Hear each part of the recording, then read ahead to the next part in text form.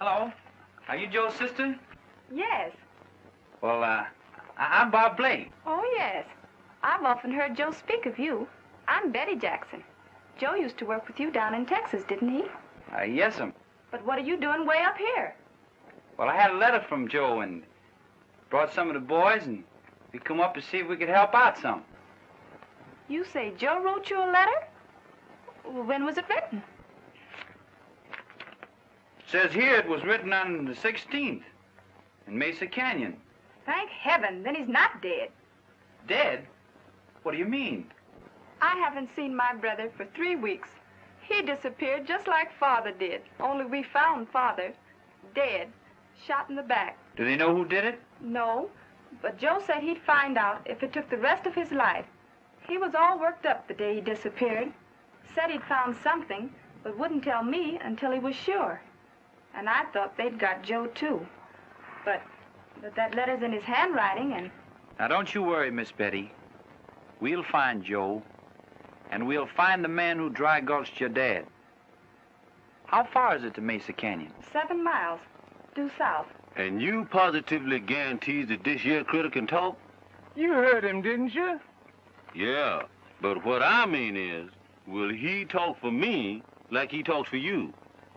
Boy, I positively guarantees that he talks just as much for you as he did for me. Come on, give me the $12, will you?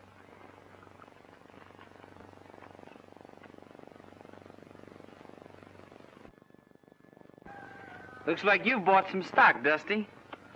Bob, I've got the only mule in the world that speaks English. Speaks English? Yep. Slim here said this mule's pappy talks too. But he only speaks German. That's no good, 'cause nobody'll understand him. This here mule speaks English. Dusty, did you ever hear of a ventriloquist? You don't mean to tell me that this here mule's one of them things? No, not the mule, but Slim. Oh, well, that's all right. I don't care what he's suffering from, as long as the mule's okay. Come on, boys, hit leather. We're going to take a quick look at Mesa Canyon. Which is the quickest way, Slim? Well, there ain't but one road, and it takes a bloodhound to find that. Speck, I better ride in with you. Okay, come on.